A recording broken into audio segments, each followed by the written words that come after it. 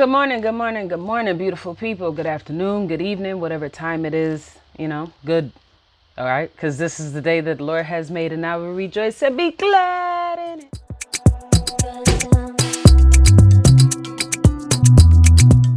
All right, as always, God is good as He is good all the time. So as you see, we're doing this video. It's a reaction, money versus currency, Hidden Secrets of Money, episode 1 by Maloney. So a friend of mine sent me this video. I don't know if y'all heard about it. You probably did, but everybody's been talking about inflation taking place and how potentially people's gas and electric bills are going to go up. Excuse me while I move my little brace. But yeah, they've been talking about how these bills were going to go up and blah, blah, blah, blah. And yeah, so it was a post talking about people's bills. My Argenia bill actually went up. It was, on average, I'd say it was probably like $300. Out of nowhere, it just went up to like $520. I was disputing that, and that joker ended up going up an additional $1,100. So I had owed Rochester Gas and Electric motherfucking $1,700, slightly over, but $1,700. And so this freaking video was floating around while people were talking about, the inflation and the potential increase in all this other craziness and whatnot. And so I figured it looks to be interesting. I had only watched like the first, I think it was like 20-30 seconds of it. And I was like, this would be, legit for me to do a reaction on. So y'all bear with me. Like I said, a friend told me about this. I'm interested. And if I seem a little too busy, it's because I'm smoking. But let's get into this. I would like to put in a disclaimer. You may hear some noise in the background, sound like, my dogs are down here. They're annoying. Be patient. Leg out. Your true wealth is your time and freedom. Money is just a tool for trading your time. It's a container to store your economic energy until you're ready to deploy it.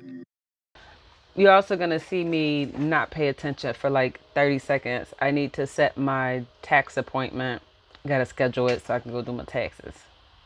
File the taxes. Y'all know about that. All right, let's go. But the whole world has been turned away from real money and has been fooled into using currency. A deceitful impostor that is silently stealing your two most valuable assets, your time and your freedom. Welcome to the rabbit hole. We are entering a period of financial crisis that is the greatest the world has ever known. The wealth transfer that will take place during this decade is the greatest wealth transfer in history. Wealth is never destroyed, it is merely transferred, and that means that on the opposite side of every crisis, there is an opportunity. The great news is that all you have to do to turn this crisis into your great opportunity is to educate yourself. I believe that the best investment that you can make in your lifetime is your own education. Education on the history of money, education on finance, education on how the global economy works, education on how all of these guys, the central bankers, the stock market, how they can cheat you, how they can scam you. If you learn what is going on and how the financial world works, you can put yourself on the correct side of this wealth transfer. Winston Churchill once said that the further you look into the past, the further that you can see into the future. This program is all about creating your own crystal ball, being able to gaze into the future, being able to change this crisis, the greatest crisis in the history of mankind, into your great opportunity.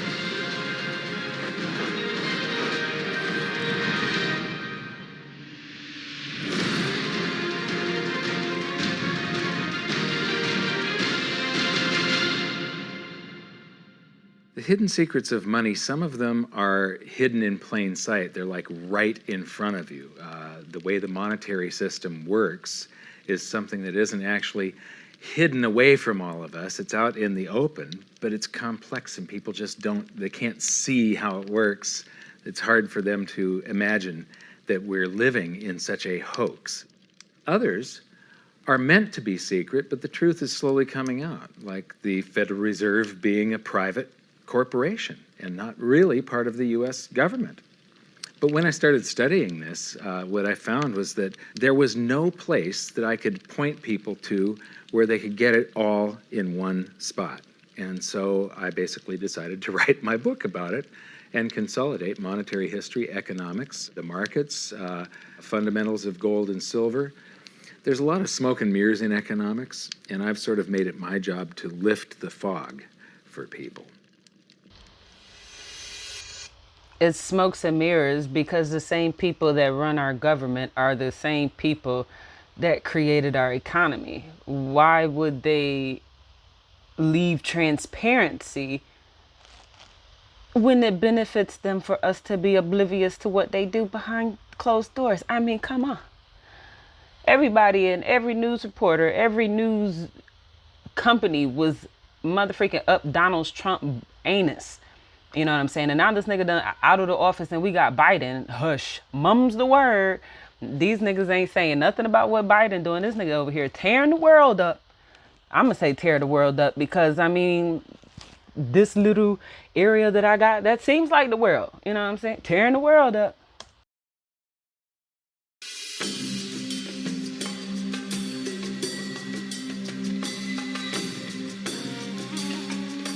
Welcome to Egypt. This is where it all began.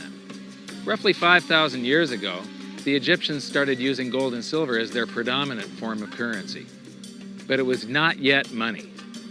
The pieces of gold and silver that they were using were odd sizes and weights, odd purities, so it still was not interchangeable, where each unit is the same as the next.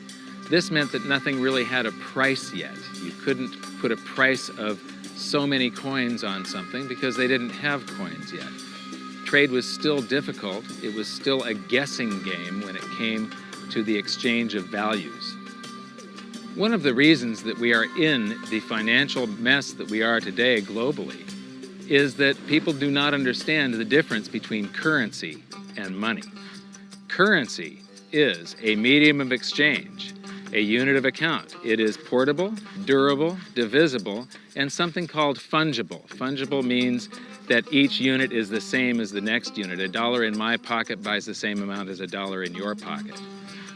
Money is all of those things plus a store of value over a long period of time. Even financial planners, bankers, your accountant, they don't understand the difference between currency and money. The currency in your pocket is a medium of exchange. It's a unit of account because it's got numbers on it. It's somewhat durable, it's portable, it's divisible in that you can make change, and it's fungible. $1 in my pocket buys the same amount as $1 in your pocket. But because governments can print more and more and more of it and dilute the currency supply, it's continually transferring wealth out of your pocket, out of your bank account, to the government and to the banking system. The reason that gold and silver are the optimum form of money is because of their properties. It's an easy medium of exchange because gold and silver store a large amount of value in a very small area. It's a unit of account. Pure gold has the same value all over the planet. So an ounce of gold buys the same amount here in Egypt as it would in China or in the United States. It's durable. The same gold that Egyptians were using in trade 5,000 years ago is still here with us today. It does not corrode. It's divisible. You can make change with it. It's very portable. You could use something like oil as money. It's just that you can't carry around a barrel of oil on your back. It's fungible. Pure gold is the same wherever it is on Earth. Pure silver is the same wherever it is on Earth. It's limited in quantity. That's the reason that it maintains its purchasing power. Governments cannot print it. Over the last 5,000 years, only gold and silver have maintained their purchasing power. There have been thousands upon thousands of fiat currencies, currencies that are unbacked by gold or silver, and they have all gone to zero. It's a 100% failure rate. Well, fiat. That's crazy because during the time of King Solomon, which is King David's son, right, in the Bible, silver was not ever exchanged because it had no value. And here it is now, we hold the value of silver. You've seen it. Pretty much, it's not equal to gold in a sense, but it's the only thing that is still worth something alongside gold, where they said everything else faded. So that includes spices, that includes oils like essential oils, because if you read the Bible, they were trading things like myrrh oil and frankincense oil and different spices when Queen Sheba came to visit King Solomon to experience for herself if he was as wise and as wealthy as everybody said he was, right? She came, and one of her gifts of exchange to him was spices, oils, even goats and sheeps. You know what I'm saying? He ended up gifting her way more than she gifted him, but then silver didn't hold no value, so silver wasn't even exchanged. But here now it is. So it makes me think, is it really durable? You know what I'm saying? Currency, of course, is a currency that exists at the dictate or by fiat from a government. You say they have their printing presses, and the paper money rolls off the printing presses, and then they give it the fiat designation, which makes the currency official. It's just worthless paper. But when Ben Bernanke gives it the special sign, and they have the cult meeting at the Federal Open Market Committee meetings, it suddenly becomes currency. If you look at what's really going on, it's a con game. And so there's confidence. Well, the Federal Reserve is very forthright about what they're doing. If you read their websites, they'll tell you it's a confidence game. They tell you that there's no intrinsic value in their money. They'll tell you that they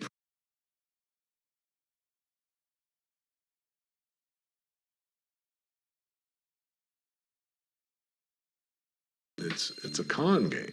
And so there's confidence. Well, the Federal Reserve is very forthright about what they're doing. If you read their websites, they'll tell you it's a confidence game. They tell you that there's no intrinsic value in their money. They'll tell you that they print it backed by absolutely nothing. They actually display all these facts. But if you tell somebody in the public that this stuff is created out of thin air, there's no backing whatsoever, it's absolutely worthless, it's about as valuable as monopoly money, they'll look at you like you're nuts. Is there an example throughout history of a fiat currency, a piece of paper that's unbacked by anything, surviving? Short answer, no. Long answer, no. And here's why. When Addison Wiggin took over at the Daily Record, when they got cranked up, Bill Warner asked him to catalog all of the fiat currencies throughout history and what happened to each of them. Addison dutifully went to work.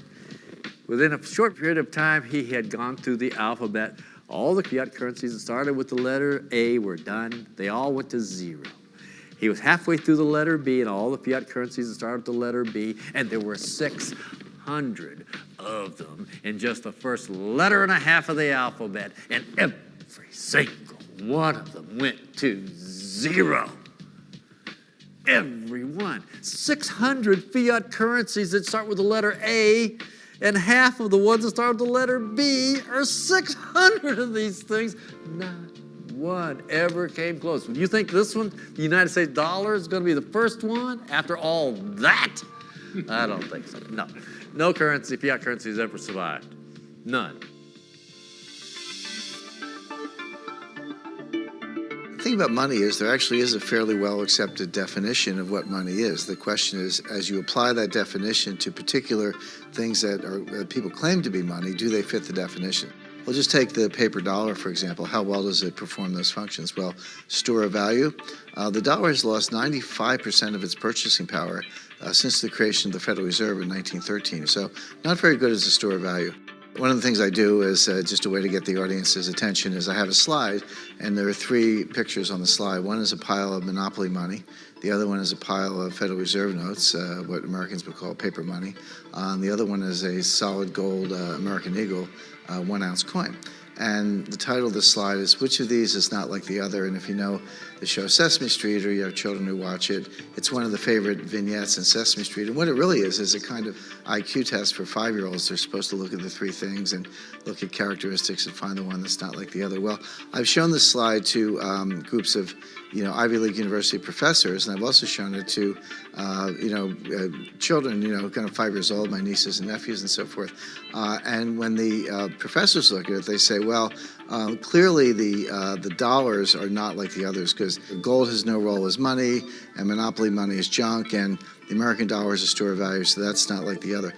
But the children look at it and they say, well, the gold coin is not like the other, because the other two are just piles of paper, and the gold coin is clearly something different. So my question to the audience is, who's smarter, a 5-year-old or an Ivy League professor? That's crazy, because I should have stated it. And I know it's tacky to come behind, but my thought was the gold, and it's only because the simplicity of my thought was, I thought of it the same as these children. Well, the other two are paper. When paper is worthless, the gold coin gotta be different from the rest, because it's an actual, it's not made of paper. Wow. Children are smarter than our mother freaking educated. And I feel like my thought was that simple, because I'm like, man, maybe I'm tripping. I've been out of college for over a year.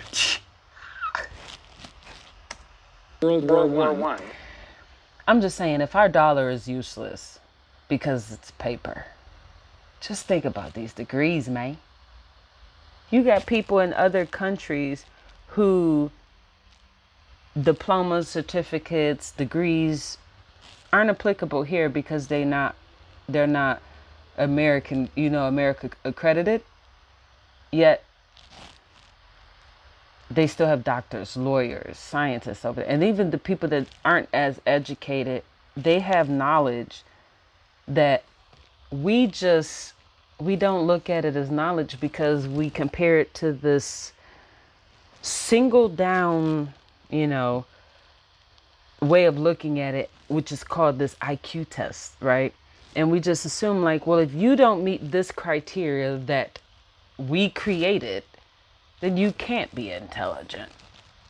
See how limiting that is?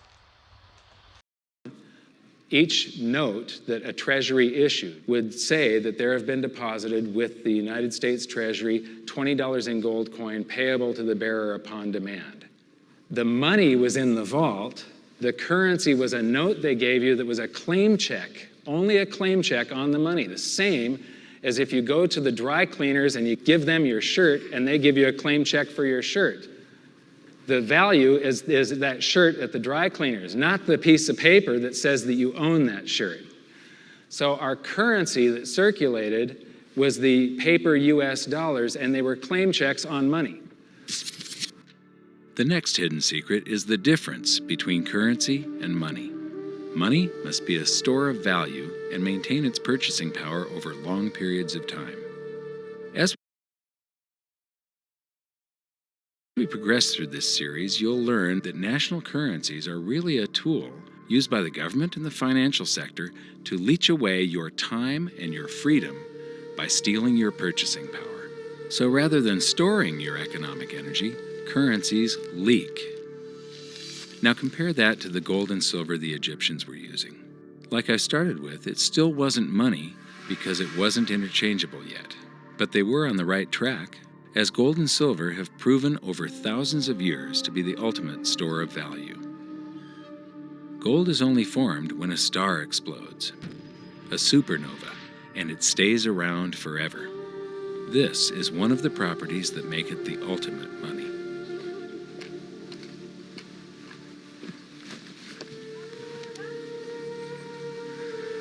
People are amazed that after 5,000 years, the pyramids are still here.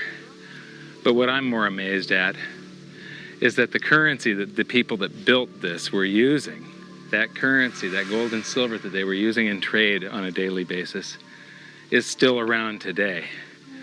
It may have been melted down and re-refined, and it's in a coin or a bar or in some piece of jewelry, but it's still with us today, and it still purchases something. Yes, it is the ultimate money because there is nothing else even in the same league. It's divisible, it's permanent, it's a store of value, it's a unit of account. It's got everything you want out of money, but it doesn't go away, and it can't be increased. That is what makes gold the most beautiful money of all. What more could you ask out of a money? It keeps governments under control. You can maintain a solvent system. Governments don't like gold at present because they're getting away with the fiat currencies, and they'll do everything they can to discredit it as an asset class. I mean, my goodness, gold has outperformed the Dow Jones Industrial Average in each of the last 7 years, yet it's not considered a legitimate asset class. Why? Again, it's the fear that maybe gold will be imposed on the system, that it will constrain government ability to spend beyond its means. They can't print it. They can't print it, no. The proper definition of inflation, I use. And rappers and all these people be like, oh, I bought this car, this house, this in cash. It's useless. Milton Friedman's definition. Inflation is an expansion of the currency supply. Deflation is a contraction of the currency supply. If you expand the currency supply, eventually prices will rise. And if you contract the currency supply, eventually prices will fall. This is a pool, but it's not a pool of water. This is the currency pool. And these are prices. And if you expand the currency supply, prices like a sponge in water have to rise to suck up the excess currency. Governments never stop printing more currency and adding currency to circulation. Therefore, prices keep on going up, not because the stuff that you're trying to buy is changing. The real estate doesn't change. What has changed is the currency purchases less and less. It's the currency going down, not prices going up. The truth is, what we have that makes our world work right now is a big story. None of it's real.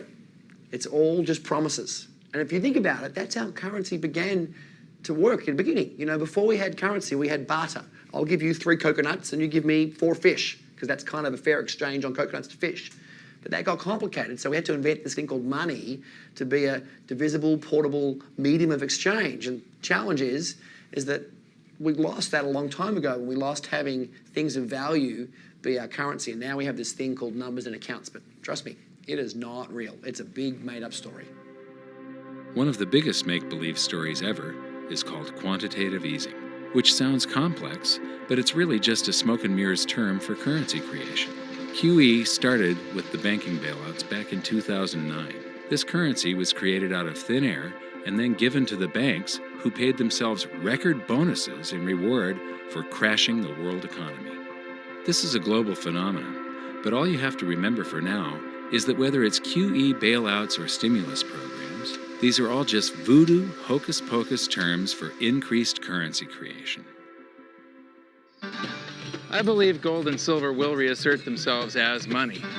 And when they do, there just isn't enough. And their purchasing power is going to go up many, many, many times. Egypt is an amazing place. There's a franticness about it, and utter chaos, especially like the traffic. But when it comes to like all of the merchants that are trying to get every last dime out of you, you get fleeced to the point where you come back with an empty wallet. But you know what? They're amateurs compared to Wall Street. In the past several years, I've spoken in many countries about the crisis that's coming, and a lot of people think that they're going to be okay in their country, that it's only going to happen to the United States or maybe the United States in Europe. But what they don't realize is that this is a global phenomenon. I got to show you something here. This is base currency in the United States. This is the number of paper dollars that exist, basically. It took 200 years to go from no dollars in existence to 825 billion. And then we had the bailouts, and then we had QE1, Quantitative Easing 1, then QE2, and then we had QE3, and then QE4, and then soon we're going to have QE57 and QE382. And it isn't just here. This is what the Canadian currency supply looks like. This is Australia, South Africa, Russia. Now, this starts out. Got it. All of these are what they call westernized, industrialized, motherfreaking educated countries. This is the proof's in the pudding, man. When people were more attached to their indigenous roots, they weren't so paper driven. But now that we've become more civilized and westernized and industrialized and civilized,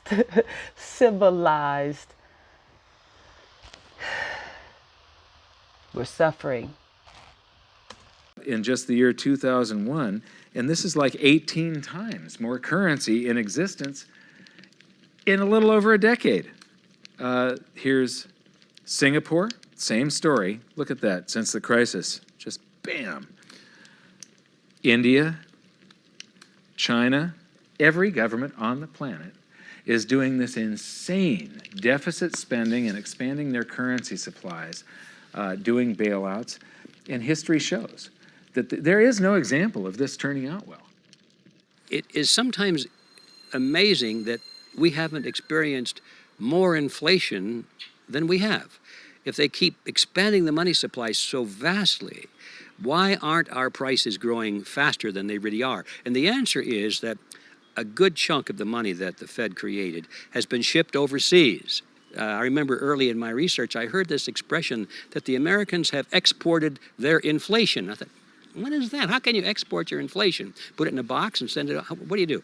Well, now I understand. You export your inflation by simply sending all these dollars that you created to these other countries, and then they send you their refrigerators and their cars and whatever, their TV sets. So you get hardware, and they get little pieces of paper. It's a great deal for the American people for a while. For a while. Sooner or later, all of those pigeons come home to roost. When the time comes, as it looks like it's now coming, when the rest of the world is saying, we don't want to play this game anymore. Uncle Sam's dollars are just becoming worthless. There are too many of them. We've got to find something else other than American dollars. Then those dollars start to come back to America. People say, we don't want them anymore. What do we do with them?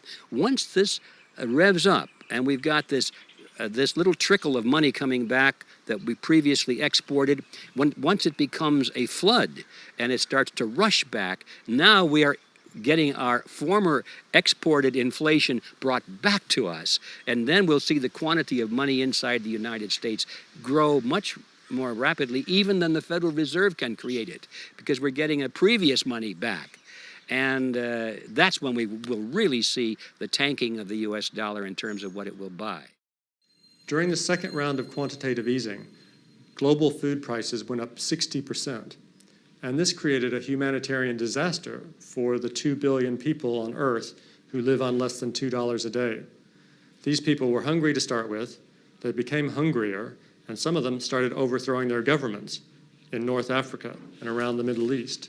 So quantitative easing was the spark that ignited the Arab Spring. So that's it. When you create money, you get some sort of inflation. It just depends on where the inflation goes. It's all going down, down, down. Peasants are reeling from a game of coins and crowns. Given the premise that you have a permanent underclass or poor class, and how does inflation affect them disproportionately? It affects them basically in the percentage of their income. It's probably going to come up, but I understand. that this paper is worthless and we're buying or stealing, we're trading worthless things for something I don't even want to say is not as useless, because like electronics are just as useless as money in my opinion, because you can't eat it. But we have this back and forth between these useless things, but it's like, are people struggling because they lack? There's like, because I know there's people that lack like this money, they can't buy it and all this other stuff. There's just people that don't even have that. But then is it because of the fact that like real stuff that is worth stuff like gold, silver is not being like funneled out here, and it's being, pretty much held somewhere, that is getting worse? It has to be. Because, I mean, it's easy to say, well, we'll live off the land. Because even myself, I'm a homesteader. I grow my own produce, fruits, herbs. I dry my harvest, thank the Lord. I do all this stuff, make wine, alcohol, tinctures, all types of stuff, right? But by the grace of God, I have these, this ability, but it's like, I don't know.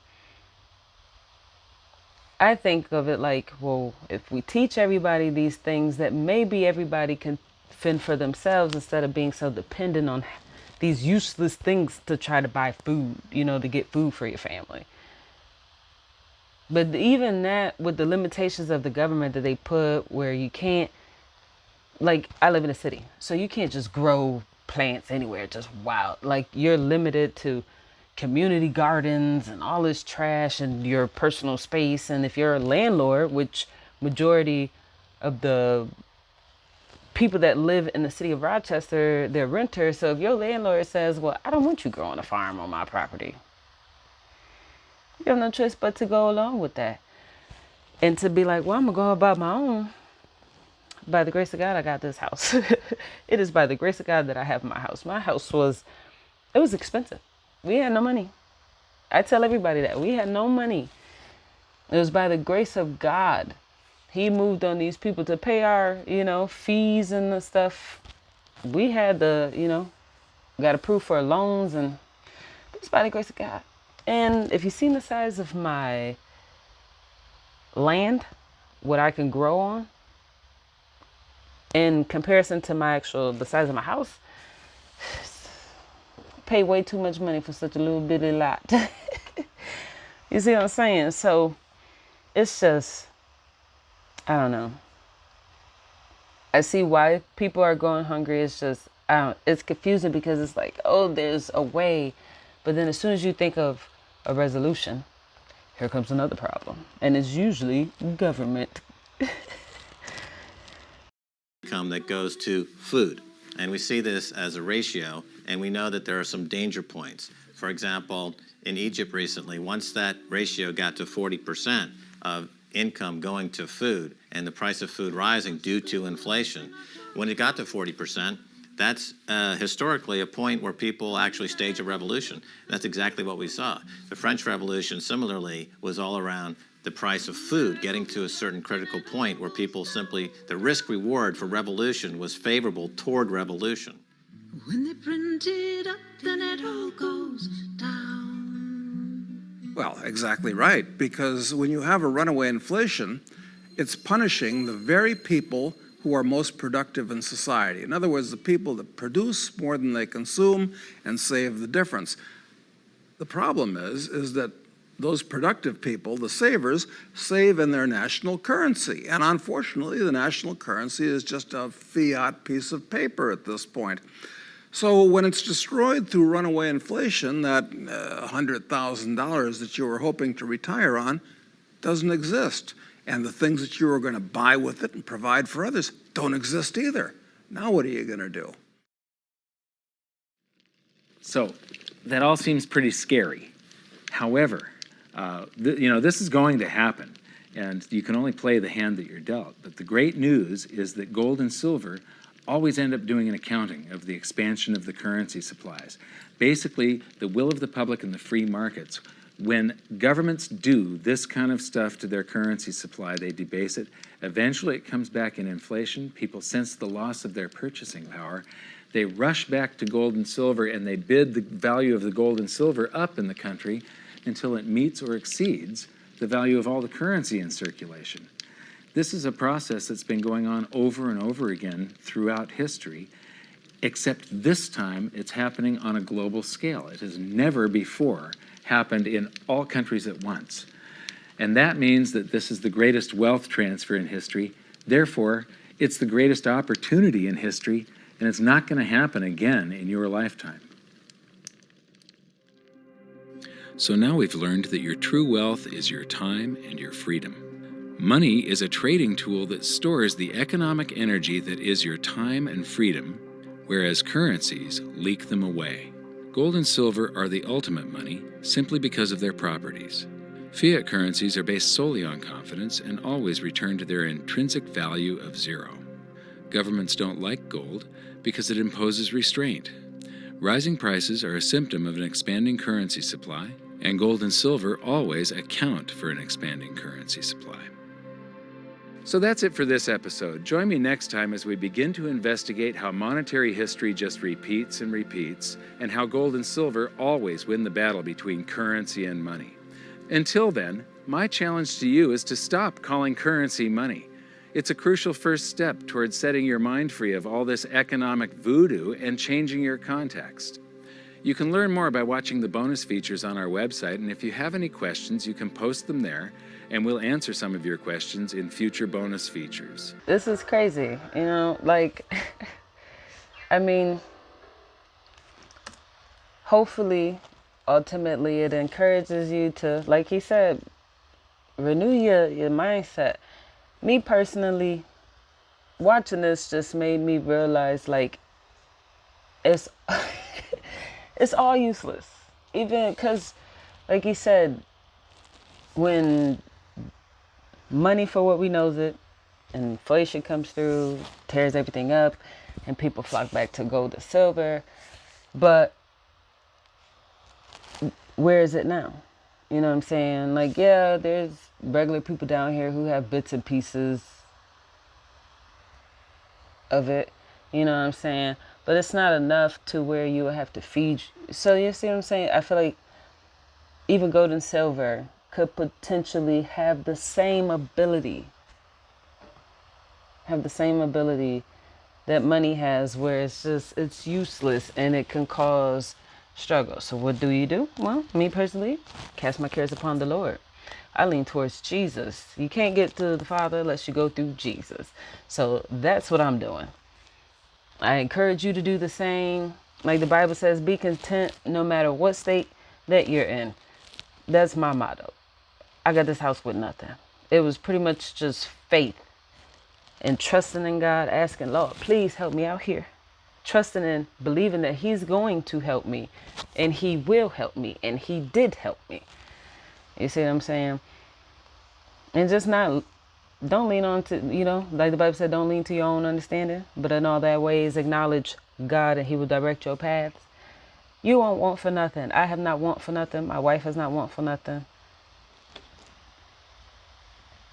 We're not man's wealthy type of people. We are wealthy in Christ. You know what I'm saying? And I encourage everybody to be like that. So I love your peace. Don't be stressed out here, especially over no money. It's all materialistic.